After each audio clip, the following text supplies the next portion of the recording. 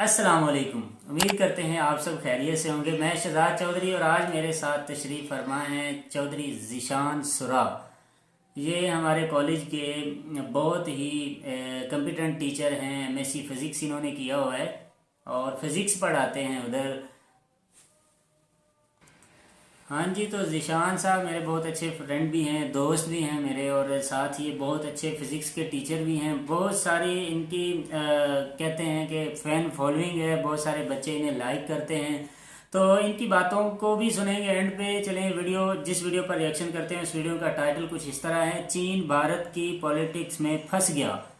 China जो है भारत की पॉलिटिक्स में, साइंस में या फिर उनकी सियासत में फंस चुका है। कैसे फंस चुका है, ये आलोक सर के चैनल से वीडियो है। तो आलोक सर की वीडियो बहुत कंप्यूटर बहुत अच्छी होती है और बड़ी ही मुदल्लल और प्रूफ वाली होती है। तो वीडियो स्टार्ट करने से पहले आपसे हमारी एज यूजुअल रिक्वेस्ट है कि अगर आपने हमारे चैनल को सब्सक्राइब नहीं किया तो काइंडली हमारे चैनल को सब्सक्राइब करें, हमारी वीडियो को लाइक करें, शेयर करें और बेल का आइकन दबाना मत भूलिए। चलिए वीडियो स्टार्ट करते हैं, लेट्स स्टार्ट।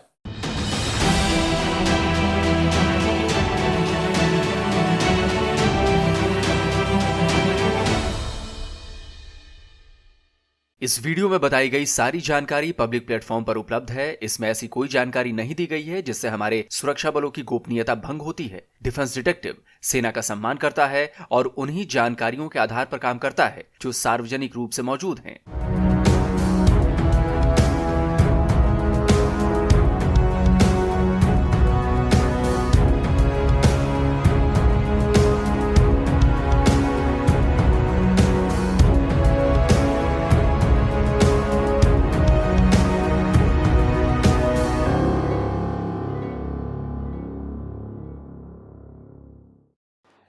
कहते हैं ट्रेनिंग में जवान जितना ज्यादा पसीना बहाएगा, युद्ध के मैदान में उसका खून उतना ही कम बहेगा। ये जो तस्वीरें आपने देखी भारतीय सेना के पसीने बहाने की, ये तस्वीरें उसी युद्धाभ्यास की हैं जो चीन सीमा पर भारतीय सेना पिछले काफी टाइम से लगातार कर रही है।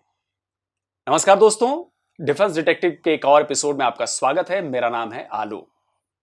तो आज के इस वीडियो में मैं आपको बताने वाला हूं कि चिकन्स नेक कहे जाने वाले सिलीगुड़ी कॉरिडोर पर भारतीय सेना अपना पसीना क्यों बहा रही है और क्या इंपॉर्टेंस है सिलीगुड़ी कॉरिडोर का भारत के लिए। इसकी पूरी जानकारी मैं आपको आज के इस वीडियो में देने वाला हूं। भारतीय सेना के आधिकारिक ट्विटर हैंडल एडीजीपीआई इंडियन आर्मी ने 25 सेकंड का एक वीडियो जारी किया और साथ ही बताया कि उत्तरी सीमावर्ती इलाके में भारतीय सेना ने एयरबॉर्न एक्सरसाइज की है जिसमें एरियल इंसर्शन और रैपिड रिस्पांस कैपेबिलिटीज को परखा गया है।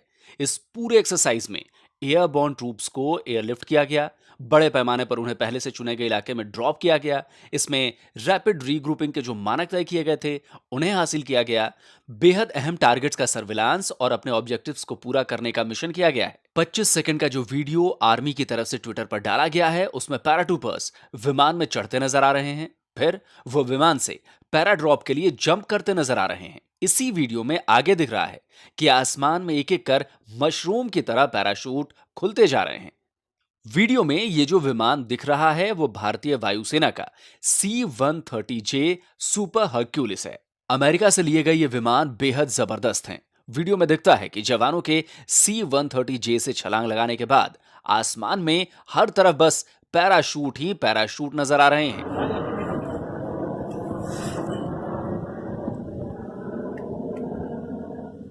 तो वीडियो में देखकर आपको क्या लगा कि 40-50 पैराट्रूपर्स होंगे, इसमें ऐसी क्या खास बात है। अक्सर भारतीय सेना ऐसी छोटी मोटी एक्सरसाइज तो करती रहती है, लेकिन मैं आपको बता दूं कि ये बिल्कुल छोटी मोटी एक्सरसाइज नहीं थी और इसमें 40-50 पैराट्रूपर्स नहीं थे बल्कि 600 पैराट्रूपर्स थे और इन्होंने पैराड्रॉप किया उसी सिलीगुड़ी कॉरिडोर में जिसे कहा जाता है चिकन्स नेक। इसमें देश के अलग अलग एयरबेस से पैराट्रूपर्स को एयरलिफ्ट किया गया था और जिस जगह का चुनाव इनके पैराड्रॉप के लिए किया गया था वो चीन से चल रहे विवाद को देखते हुए बेहद अहम है। जैसा कि मैं आपको बता चुका हूं कि ये इलाका सिलीगुड़ी का है। ये LAC से बेहद करीब है। यहीं पर इस वॉर एक्सरसाइज को अंजाम दिया गया है। क्यों सिलीगुड़ी इलाके को चुना गया इतनी बड़ी एक्सरसाइज के लिए, इसे जानना भी बेहद जरूरी है, क्योंकि भारत के नक्शे में ये जगह जहां पर है वो इतनी महत्वपूर्ण है कि उसकी रक्षा करने के लिए कितनी भी बड़ी कीमत भारतीय सेना को चुकानी पड़ेगी, वो चुकाएगी। ये इतनी ज्यादा महत्वपूर्ण जगह है कि इस पर चीन की भी नजर रहती है। चीन जानता है कि भारत के लिए सिलीगुड़ी कॉरिडोर कितनी और क्यों अहमियत रखता है। देखिए, हमें यह भी समझना होगा कि सिलीगुड़ी कॉरिडोर आखिर हमारे लिए इतना अहम क्यों है। शर्जील इमाम याद है आपको? वही जेएनयू वाला शर्जील इमाम जिसने सिलीगुड़ी कॉरिडोर के बारे में कुछ ऐसा कहा था जिससे आप सुनेंगे तो आप समझ जाएंगे कि सिलीगुड़ी कॉरिडोर, जिसे चिकन्स नेक कहा जाता है, वो हमारे लिए जान से भी ज्यादा कीमती क्यों है। 5 लाख लोग हमारे पास हो ऑर्गेनाइज्ड, तो हम हिंदुस्तान और नॉर्थ ईस्ट को परमानेंटली कट कर सकते हैं। पर परमानेंटली नहीं तो कम से कम 1 महीने के लिए तो कट कर ही सकते हैं। असम को काटना हमारी जिम्मेदारी है। असम और इंडिया कट के अलग हो जाए, तभी ये हमारी बात सुनेंगे। तो अगर हमें असम की मदद करनी है तो हमें असम का रास्ता बंद करना होगा फौज के लिए, समझ रहे हैं? फौज के लिए और जितने भी जो भी यहाँ से सप्लाई जा रहा है बंद करो। और वो बंद कर सकते हैं क्योंकि चिकन नेक्स्ट मुसलमानों का है। वो जो इलाका है मुस्लिम अक्सरियत है। जाहिर है ऐसा बयान देशद्रोह की श्रेणी में आता है और शर्जील इमाम का यह बयान देशद्रोह वाला ही था। अब आप सोचिए कि इस इंसान ने IIT बॉम्बे से एमटेक किया, काफी अच्छा पढ़ा लिखा था, लेकिन जिस तरह का बयान इसने दिया उसे देखकर यही कहा जा सकता है कि सोच का अच्छी पढ़ाई से कोई संबंध है नहीं, और उसके साथ वही हुआ जो एक देशद्रोही के साथ होना चाहिए। खैर, वापस लौटते हैं आज के मुद्दे पर और बात करते हैं चिकन्स नेक की। भारत के लिए सिलीगुड़ी कॉरिडोर रणनीतिक रूप से बेहद महत्वपूर्ण इलाका है। ये पूरे पूर्वोत्तर के राज्यों को शेष भारत से जोड़ता है, इसलिए इसे चिकन्स नेक कहा जाता है। नक्शे को अगर आप देखेंगे तो समझ जाएंगे कि जिस तरह इसकी बनावट है उसकी वजह से ही इसे चिकन्स नेक कहते हैं, क्योंकि ये मुर्गे की गर्दन की तरह भी दिखता है। अगर सेना की भाषा में कहें तो चिकन्स नेक उस भौगोलिक क्षेत्र को कहते हैं जो किसी देश के लिए सामरिक रूप से बहुत ज्यादा महत्वपूर्ण होती है, लेकिन उसकी जो बनावट है, उसकी जो संरचना है, उस आधार पर यह कमजोर होता है। देखिए, ये जो पतला सा इलाका आपको दिख रहा है यही चिकन्स नेक है।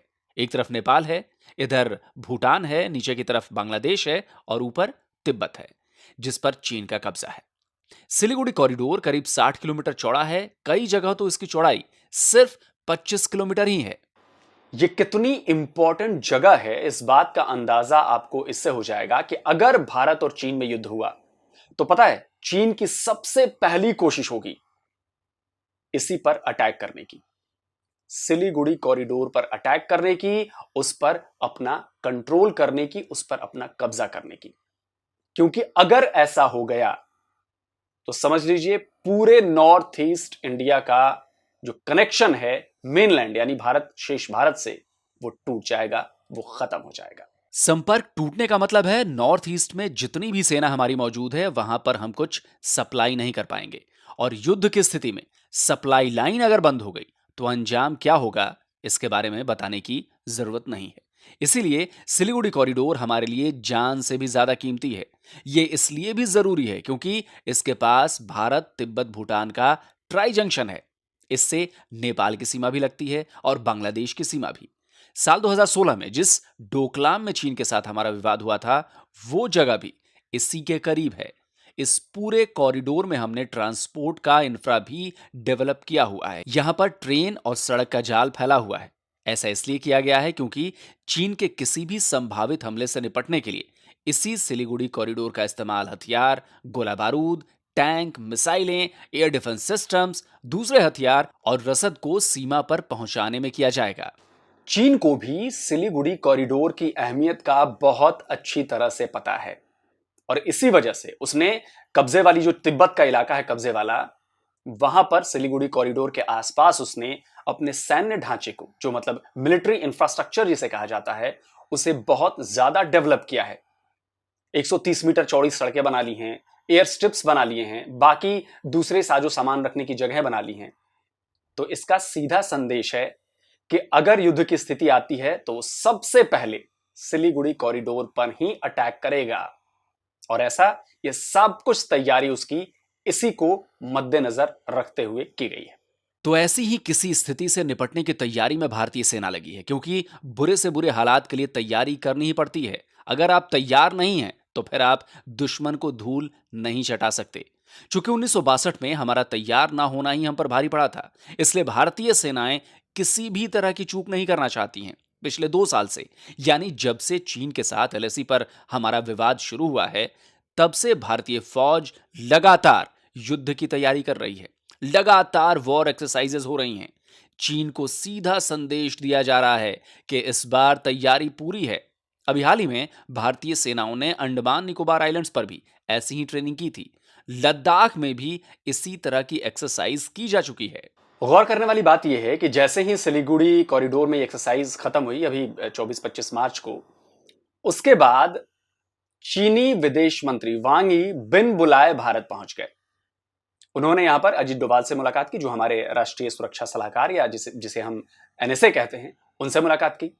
उसके बाद वो विदेश मंत्री एस जयशंकर से मिले और उनकी पूरी कोशिश थी कि वो पीएम मोदी से भी मिल लें, लेकिन पीएम मोदी ने उनसे मिलने से इनकार कर दिया और उनको बिना पीएम मोदी से मिले वापस लौटना पड़ा।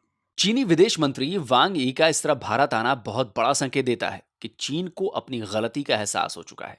क्योंकि आप ही सोचिए कि साल 2020 में लद्दाख में जो कुछ भी हुआ, उसके बाद चीन के किसी हाई प्रोफाइल अधिकारी की यह पहली भारत यात्रा थी, वो भी बिन बुलाए। मतलब साफ है कि जरूरत चीन की है। वो भी समझ चुका है कि भारत के साथ संबंध खराब करके रहने का मतलब अपना ही भारी नुकसान करना है। इसका पता आपको चीनी विदेश मंत्री के ताजा बयान से लग जाएगा। उन्होंने कहा है कि भारत और चीन एक दूसरे के लिए खतरा नहीं है, जो मतभेद हैं उन्हें दूर कर लिया जाएगा। देखिए, चीन हमेशा से ऐसी टैक्टिक्स का इस्तेमाल करता आ रहा है। वो एक तरफ विवाद को बढ़ाता है, दूसरी तरफ बातचीत करने की कोशिश करके ये दिखाने की कोशिश करता है कि देखिए हम बहुत ज्यादा गंभीर हैं बातचीत के जरिए मसलों को सुलझाने में। तो ये उसका आर्ट ऑफ वॉर है, मतलब युद्ध कला है। और आर्ट ऑफ वॉर से याद आया कि एक किताब है इसी नाम से, उसे लिखा था कभी चीनी साम्राज्य के सेनापति रहे और मिलिट्री एनालिस्ट उन्हें कहा जाता है। उन्होंने ये किताब लिखी, उस किताब का नाम है द आर्ट ऑफ वॉर और उनके राइटर का नाम है सुन त्सू। और चीन इस किताब को, चीन की जो सेना है इस किताब को बहुत तगड़े तरीके से फॉलो करती है। आज भी चीनी सेना सुन त्सू की लिखी किताब द आर्ट ऑफ वॉर को फॉलो करती है। मैं आपको रेकमेंड करूंगा कि आप इसे जरूर पढ़ें, क्योंकि इससे आपको चीनी सेना की मानसिकता के बारे में साफ साफ पता चल जाएगा। अब तो आप इसे ऑडियो बुक के रूप में सुन सकते हैं। ये कुकू एफएम पर मौजूद है। कुकू एफएम ऑडियो लर्निंग का एक बहुत बड़ा प्लेटफॉर्म है। आपको यहाँ पर 1000 घंटे से भी ज्यादा की ऑडियो बुक्स की लाइब्रेरी मिलेगी, जहां आप इसी तरह की दूसरी कई बेहद अहम ऐतिहासिक किताबों और ऑडियो बुक्स को सुन सकते हैं। डिफेंस डिटेक्टिव के दर्शकों के लिए अभी कुकू एफएम पर एक एक्सक्लूसिव ऑफर चल रहा है। अगर आप कूपन कोड DDT50 का इस्तेमाल करेंगे तो आपको 50% तक का डिस्काउंट मिलेगा। यानी कुकू एफएम की सारी लाइब्रेरी की जो कॉस्ट है 399 रुपीज पर ईयर की, वो आपको सिर्फ 199 रुपए में साल भर के लिए मिल जाएगी। ये ऑफर सिर्फ पहले 250 यूजर्स के लिए वैलिड है। इसका लिंक आपको नीचे डिस्क्रिप्शन बॉक्स में मिल जाएगा। वापस अपने टॉपिक पे लौटते हैं और बात करते हैं कि चीन ये समझ चुका है, भारत ने जो सेना के जरिए भी और डिप्लोमेटिकली भी, यानी कि राजनीति के जरिए भी जो चीन को संदेश दिया है, उसे चीन बहुत अच्छी तरह से समझ चुका है। और इसकी पुष्टि हुई है जो उसका सरकारी भोंपू है ग्लोबल टाइम्स, उसमें छपे कुछ आर्टिकल से। अब ये आर्टिकल्स, 2 आर्टिकल्स मैं आपको दिखाऊंगा, ये अभी हाल ही में छपे हैं और उनमें जो कुछ भी लिखा है उससे आपको साफ पता चल जाएगा कि चीन की सरकार का रुख बहुत ज्यादा नरम भारत के प्रति क्यों होने लगा है। ग्लोबल टाइम्स में ये 29 मार्च को आर्टिकल छपा, यानी चीनी विदेश मंत्री के बिन बुलाए भारत दौरे के बाद। इसकी हेडिंग को ध्यान से पढ़िए, जिसमें कहा गया है कि विदेश मंत्री के दौरे के बाद चीनी कारोबारियों को भारत में निवेश की बड़ी उम्मीदें हैं। आर्टिकल में आगे लिखा गया है कि भारत चीन के संबंध सुधरने की उम्मीद है। चीनी विदेश मंत्री के दौरे से एक पॉजिटिव सिग्नल गया है। दोनों एशियन कंट्रीज के बीच के तनाव पर हालांकि इसे आगे बढ़ने में टाइम लगेगा। इसी में आगे चाइनीज चैम्बर ऑफ कॉमर्स के हैरिस लिऊ का हवाला देते हुए लिखा गया है कि बॉर्डर संघर्ष के बाद चीनी निवेशकों को भारत में काफी दिक्कतों का सामना करना पड़ा है, लेकिन विदेश मंत्री के दौरे के बाद कारोबारी माहौल को ठीक करने में मदद मिलेगी। यानी चीन समझ चुका है कि भारत से संबंध खराब करने का मतलब है अपना बहुत बड़ा आर्थिक नुकसान कराना, और इसीलिए चीन के जो सुर हैं वो नरम पड़े हैं। अच्छा, भारत भी ये बात समझता है, इसीलिए वो इस बार अड़ा हुआ है कि जहां जहां सीमा विवाद है, बिना सुलझाए कोई दोस्ती का हाथ नहीं बढ़ाया जाएगा, कोई संबंध नॉर्मल नहीं किए जाएंगे जब तक सारे सीमा विवाद जहां जहां पर हैं वो हल नहीं हो जाते। भारत ने न सिर्फ सीमा विवाद पर दो टूक जवाब दिया, बल्कि ओआईसी की बैठक जो इस्लामाबाद में हुई थी उसमें चीन के कश्मीर पर दिए बयान पर भी सुना दिया। भारतीय विदेश मंत्री एस जयशंकर ने बताया कि उन्होंने चीनी विदेश मंत्री से कहा कि बॉर्डर एरिया में तनाव और भारी सैन्य मौजूदगी के माहौल में दोनों देशों के संबंध सामान्य नहीं रह सकते। यानी साफ है, भारत अपने रुख पर कायम है। और दूसरी तरफ रूस यूक्रेन युद्ध में भी चीन को भारत की अहमियत समझ में आ गई है, क्योंकि इस मुलाकात में अफगानिस्तान और यूक्रेन पर भी चर्चा हुई। भारत की जरूरत चीन को क्यों है, उसकी झलक चीन के सरकारी भोंपू ग्लोबल टाइम्स के उस दूसरे आर्टिकल में दिखी है जिसका जिक्र मैंने ऊपर किया है। इसकी हेडिंग है, यूक्रेन संकट में चीन भारत के साझा हित सामने आए। ये ग्लोबल टाइम्स का एडिटोरियल है, यानी ये एक तरह से चीन की कम्युनिस्ट सरकार का रुख छापा गया है। इसमें बताया गया है कि सीमा विवाद के बाद पिछले 2 साल में किसी हाई प्रोफाइल चीनी अधिकारी की यह पहली विजिट थी। साथ ही ये इसलिए भी अहम है क्योंकि रूस यूक्रेन विवाद ने दोनों देशों के संबंधों में एक टर्निंग पॉइंट भी सामने लेकर आया है। इसमें लिखा है कि चीनी लोग भारत के क्वाड में शामिल होने से नाराज हैं। उन्हें यह लग रहा है कि चीन को किनारा करने के लिए भारत अमेरिका की मदद कर रहा है, लेकिन रूस यूक्रेन संकट ने दोनों देशों को करीब किया है। भारत चीन संबंध अब ज्यादा साफ दिख रहे हैं और यह एक मौका है भारत चीन संबंधों में गर्माहट लाने का। यूक्रेन संकट में भारत की भूमिका भी दुनिया के सामने आ गई है। भारत ने अपना तटस्थ रुख बरकरार रखा है और इससे रूस को फायदा पहुंचा है। भाई, अब इतनी पुरानी दोस्ती का ख्याल तो रखना ही पड़ता है, भले ही इसमें थोड़ा बहुत नुकसान भी हो जाए। चीन को भारत की अहमियत कैसे पता लगी? 24 फरवरी को जब रूस ने यूक्रेन पर हमला किया, उसी दिन रूसी राष्ट्रपति व्लादिमीर पुतिन और पीएम मोदी की फोन पर बात हुई। पीएम मोदी दुनिया के पहले नेता थे जिन्होंने हमले के बाद पुतिन से बात की। इसके बाद अब तक कुल 3 बार पीएम मोदी और पुतिन की बात हो चुकी है। यूक्रेन के राष्ट्रपति जेलेंस्की ने भी फोन कर पीएम मोदी से युद्ध विराम करवाने की बात कही। अगर पिछले कुछ हफ्तों की डेवलपमेंट देखें तो आपको समझ आ जाएगा कि भारत की जरूरत दुनिया को क्यों हो रही है। क्वाड की मीटिंग हुई। पिछले 15 दिनों में दुनिया के कई बड़े देशों के नेताओं का भारत आना जारी है। बीते 31 मार्च को 4 बड़े नेता भारत आए। ब्रिटेन की विदेश मंत्री एलिजाबेथ ट्रस, रूस के विदेश मंत्री सरगेई लावरोव, मैक्सिको के विदेश मंत्री मार्सेलो केसाबॉन और अमेरिका के डिप्टी एनएसए दिलीप सिंह। इससे पहले चीनी विदेश मंत्री वांग यी 25 मार्च को आ चुके हैं। जापान के पीएम फूमियो किशिदा 22 मार्च को भारत में थे। ऑस्ट्रिया के विदेश मंत्री अलेक्जेंडर शॉलेनबर्ग 19 मार्च को यहां आए। ग्रीस के विदेश मंत्री निकोस डेडियास 22 मार्च को आए। कनाडा के डिप्टी विदेश मंत्री मार्ता मोर्गन 22 मार्च को, ओमान के विदेश मंत्री सैयद बद्र बिन हामिद अल बुसैदी और 22 मार्च को ही श्रीलंका के वित्त मंत्री बासिल राजपक्षे भी भारत का दौरा कर चुके हैं। रूसी विदेश मंत्री का भारत दौरा भी बेहद अहम है और यह बात चीन को भी पता है कि ऐसा क्यों है, क्योंकि रूसी विदेश मंत्री ने कहा है कि भारत अगर समझौते की कोशिश करता है, शांति करने की कोशिश करता है रूस यूक्रेन युद्ध में, तो वो उसका स्वागत करते हैं। तमाम विरोध के बावजूद दूसरी तरफ भारत रूस से तेल खरीद रहा है। रूस भी सस्ती कीमत पर भारत को कच्चा तेल दे रहा है।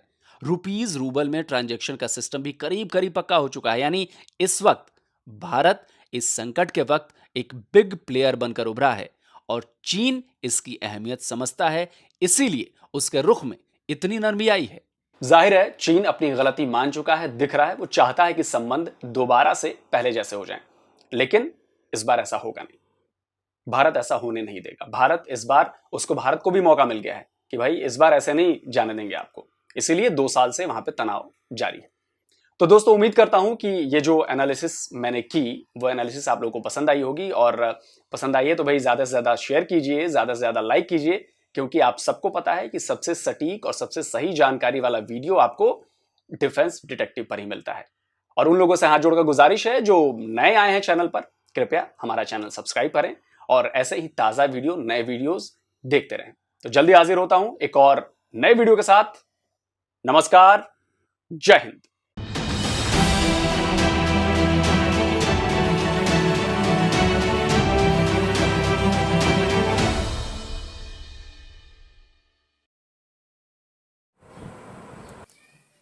हाँ जी, तो वीडियो हो चुका है ख़त्म। इस वीडियो के बारे में थोड़ा बहुत पहले पता था कि पता कुछ इस तरह था कि इंडियन जो आर्मी है वो हमेशा से अपने आप को तैयार रखती है। अब वो पाकिस्तान के ख़िलाफ़ हो या चाइना के ख़िलाफ़ हो या रूस के ख़िलाफ़ हो या किसी भी कंट्री के ख़िलाफ़ हो, इंडियन जो आर्मी है भाई वो तो कमाल है। अब जिस तरह वो बताया जा रहा है कि चीन वहाँ अपने कब्ज़े कर रहा है, वहाँ जगह बना रहा है, अपने सैनिक खड़े कर रहा है। और इधर मोदी जी भाई कमाल के इंसान है। मोदी जी, एक बात मुझे यहाँ सारी वीडियो के अंदर ये एक बात अच्छी लगी कि विदाउट परमिशन अगर कोई मोदी जी से मिलना चाहता है, वो किसी भी कंट्री का, वो प्रधानमंत्री हो या कोई भी हो, वो नहीं मिल सकता। आप अगर चाइना का आया है तो चाइना के उस बंदे को पहले चाहिए था, मोदी जी एक इंटरनेशनल, मोदी जी का नाम है और मोदी जी एक उनका मुकाम है और आजकल मोदी जी की जो इज़्ज़त है वो तो दुनिया देख रही है। तो ऐसे बंदे से मिलने के लिए पहले एक तरह का होमवर्क होता है या फिर उसे ठीक से आप इजाज़त लेते हैं, परमिशन लेते हैं, या आप कह कर आते हैं, बता के आते हैं, या विद परमिशन आते हैं कि हमने आना है, आपके इस सिलसिले में आना है, ये वो। आप ऐसे ही बिन बुलाए मेहमान आकर आप मोदी जी से मिलना चाहेंगे तो मेरे ख्याल में मोदी जी आपको नहीं मिलेंगे। तो ये होती है एक गैरत वाली बात। तो मुझे अच्छा लगा चाइना जैसे एक सुपर पावर कंट्री को इस तरह मोदी जी का नाम मिलना, ये एक वाकई ही गैरत वाली बात है। और इंडियन आर्मी के बारे में जिशान सर आपका क्या पॉइंट ऑफ व्यू है?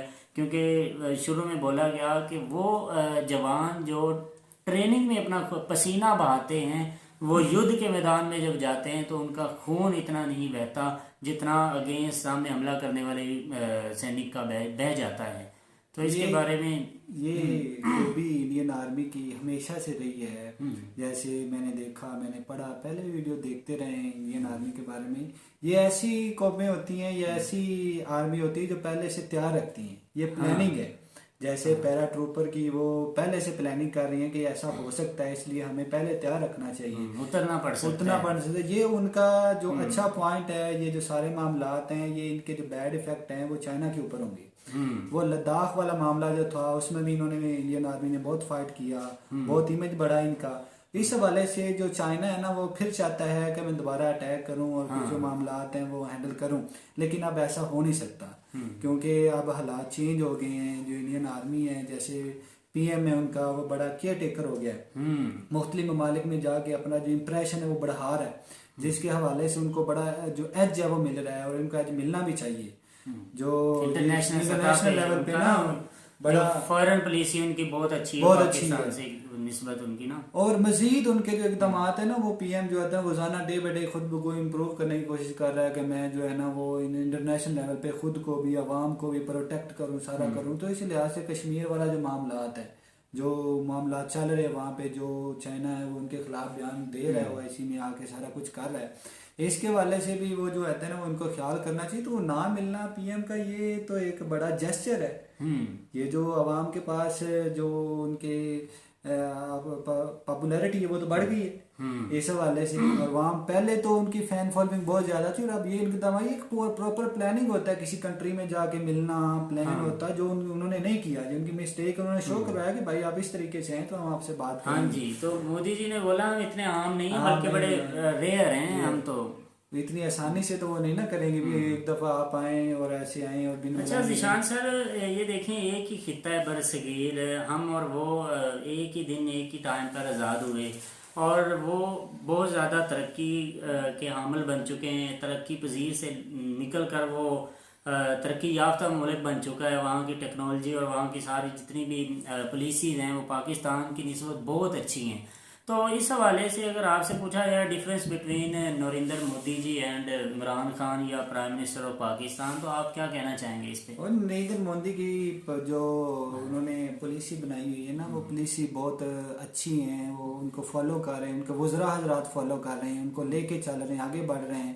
अब जो फार्मर है, जो इंडियन फार्मर है, उनको वो बहुत प्रोटेक्ट करती हैं, उनको बहुत फैसिलिटेट करती हैं, जिससे वो इंटरनेशनल लेवल पे आके इंपोर्ट एंड एक्सपोर्ट का कारोबार करते हैं। उसके बाद उनकी आर्मी आ जाती है, आर्मी को वो बहुत फैसिलिटेट कर रहे हैं। तो वो दिन ब दिन जो है ना, वो तरक्की की राह पर गामजन है। वो करप्ट नहीं है, वो ख्याल नहीं रखते, वो करप्शन नहीं करते। वो जो है ना, वो ठीक है, उनका एक गोल है, उनका एम है जो इनको लेके चल रहे हैं। इसी वजह से हम पीछे रह रहे हैं, हम अपनी खाना जगह पे लगे हुए हैं, हम उसकी टांग खींच रहे हैं, उसकी टांग खींच रहे हैं। उनके मामला ये नहीं है। उन्होंने कहा कि हमने कौम को बिल्डअप करना है, इंटरनेशनल लेवल पे लेके जाना है, और वो लेके चल रहे हैं। यही वजह है कि दिन ब दिन उनकी करेंसी भी बढ़ रही है। और अगर उनकी पॉलिसी मजीद ऐसी रही तो आने वाले हालात में हो सकता है कि वो सुपर पावर के करीब ही पहुंच सकता है। जी, और उनकी ये आंखें वो हैं बात ऐसी। है, ये वो बात है जो हम वीडियोस को देखकर अक्सर कहते रहते हैं कि इंडिया का ख्वाब है वो 2030 के अराउंड वो सुपर पावर बनने के ख्वाब देख रहा है। लेकिन ज़ीशान सर को ये पहले से इस बात का इल्म है, नॉलेज है, इनका एस्टिमेट है कि अगर जिस तरह इंडिया तरक्की कर रहा है या इंडियन पावर में आ रहा है, या फिर इंडिया की जो सरकार है या उनकी फॉरेन पॉलिसी है, जिस तरह उसको मेंटेन रखा जा रहा है, तो यकीनन इसी तरह अगर रहा तो इंडिया एक दिन सुपर पावर बन जाएगा और उनका ये ख्वाब सच हो जाएगा। हाँ जी, तो ये वीडियो यहाँ तक थी। मिलेंगे अब किसी दूसरी वीडियो में, तब तक के लिए हमें दीजिए इजाज़त। अल्लाह हाफिज़।